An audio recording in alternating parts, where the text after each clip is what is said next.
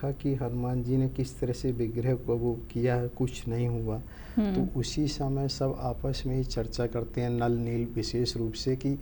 ये तो इनकी महानता है, किसको क्या श्रेय देना है। जब उन्होंने देखा कि ये जो समुद्र है वास्तव में ये तो हमें श्रेय देना था,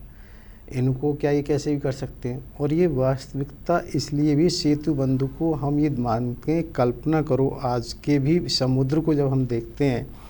उसमें पानी को रोकना सुखाना ही इतना मुश्किल होता है, उसके लिए जो रॉ मटेरियल है वही कैसे संभव हो सकता है। और जिसमें कि वो एक तरह से 10 योजन चौड़ा यानी कि 120 किलोमीटर चौड़ा और 1200 किलोमीटर लंबा पुल 5 दिन में कैसे निर्माण हो सकता है। तो ये वास्तव में सिर्फ बाहरी चीज़ देखने को होती है, होना कुछ और ही होता है। तो इसी तरह से जो नल नील आपस में चर्चा कर रहे होते हैं, फिर क्या होता है, सभी वानर उस पर सेतु के साथ जब प्रभु जाने की शुरुआत करते हैं तो क्या होता है, जो जल में जलचर हैं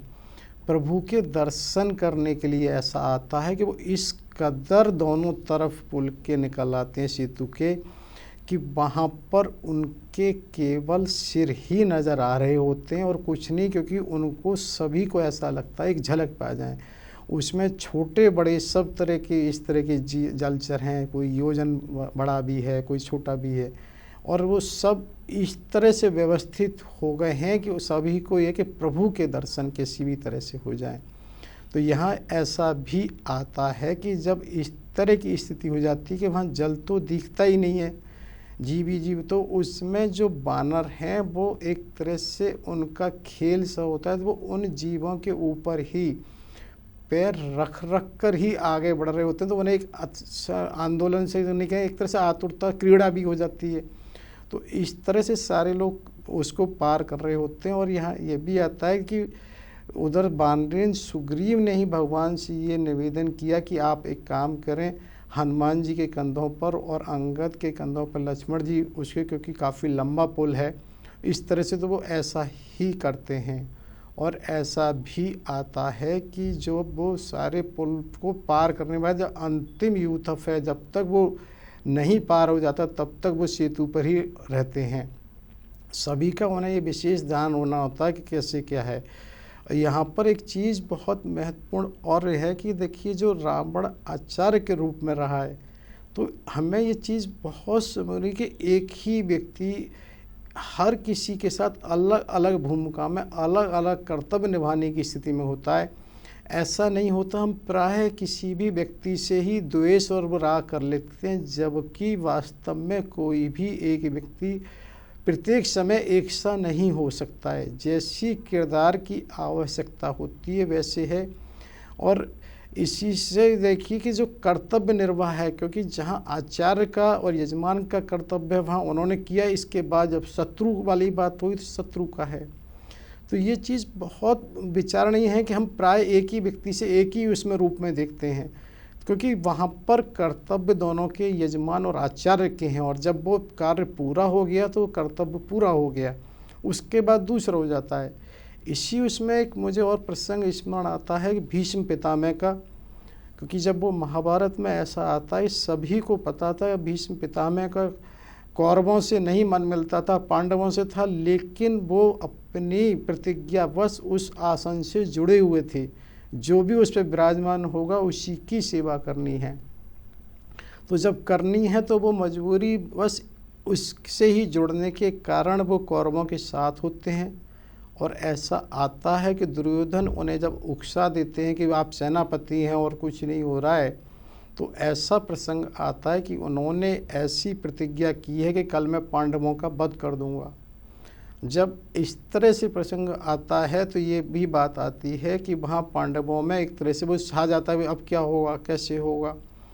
तो ऐसा बातें कि कृष्ण जी से मिले हैं तो उन्होंने कहा जब उन्होंने प्रतिज्ञा की है तो होगा, अब कुछ नहीं हो पाएगा। लेकिन जब द्रौपदी उनसे मिलती हैं तो वो कहती हैं कि ऐसे कैसे हो सकता है कि तुम्हारे होते हुए और तुम्हारी सखी और एक तरह से अभी इस रूप में विधवा हो जाए, और कैसे हो सकता है। बोले जब उन्होंने प्रतिज्ञा की है, बोले अच्छा तो तुम एक काम करो मेरे साथ आओ। तो बोले जैसे तुमने हमेश कहा है मैंने तो हमेश किया है वही करूँगी। तो वो उनको लेके ऐसा आता है रात्रि के तीसरे पहर में, जहाँ भीष्म जी का वो था शिविर, वहाँ जाते हैं। और ऐसा भी आता है कि भगवान की जो जूती हैं एक तरह से वो अलग तरह की होती हैं, तो जो पांचाली द्रौपदी उन्हें टोकती हैं तो वो उनको उतार कर बगल में पीताम्बर में दबा लेते हैं।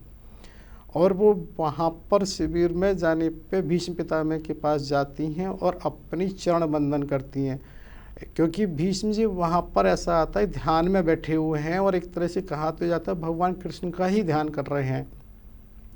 लेकिन क्या है, ध्यान में बैठे तो ऐसा भी जिक्र आता है कि कुछ समय पहले उनसे दुर्योधन मिल के गया, कोई विचार विमर्श रहा होगा, तो किसी कोने, क्योंकि जो घटना घट रही होती है वैसी ही घटनी है, उनके मन में एक विचार यह आया कहीं हो सकता है दुर्योधन की पत्नी हो, तो उन्होंने उनको जब वो सिर में एक को ज़मीन में रख के उनके चरणों वो प्रणाम किया है भीष्म पितामह को, तो उसी समय उन्होंने कहा सौभाग्यवती भव। जब सौभाग्यवती भव का उन्होंने वो दिया है उन्हें आशीर्वाद, तो तुरंत वो कहती हैं द्रौपदी कि ऐसा कैसे हो सकता है जब आपने तो प्रतिज्ञा ये की है पांडवों की। तो तुरंत वो ये समझ जाते हैं ये क्या हुआ, और वो भगवान के कृष्ण को कहते हैं। तो यहाँ सिर्फ ये बताने का आशय था कि देखिए भीष्म पितामह भी भले ही वहाँ पर उनके पक्ष में है, लेकिन जिस समय वो सेनापति का दायित्व है तो वहाँ तो वो उनके लिए शत्रु हैं, चाहे पांडवों से लगाव है कहीं कुछ भी है। और भले ही उन्होंने ये अपनी मृत्यु का भी कारण बता दिया था और ये भी कह दिया कि भाई अगर जो मेरी प्रतिज्ञा है तो मैंने साथ में उसमें ये भी प्रतिज्ञा की है कृष्ण से वो उठवाऊँ, तो इसलिए तुमको मेरी लाज रखनी होगी। और उसी में उन्होंने अपनी मृत्यु का कारण भी बता दिया है। तो ये चीज़ बताने का ये था कि हम अक्सर करके छोटे से दबाव में आके भ्रमित हो जाते हैं कि दायित्व तो हमारा क्या है। तो कर्तव्य निर्वहन की कोई स्थिति पहले से निर्धारित नहीं हो सकती है, जो घटनाएं घटती हैं उसके हिसाब से ही निर्धारित होती है। तो यहाँ हम ये बताने का ये था कि हमने आचार वाला और यजमान जी का था, इसी तरह से जीवन में बहुत कुछ आता है और उसको जब हम ये देखते हैं कि वो सेतु बंद का हो जाता है, प्रभु उस पार पहुँच जाते हैं सुबेल पर्वत पर, तो होता क्या है कि जब ये सब सूचनाएं उधर मंदोदरी के पास भी महल में पहुंचती हैं, तो रावण वहां पर जब महल में पहुंचता है तो मंदोदरी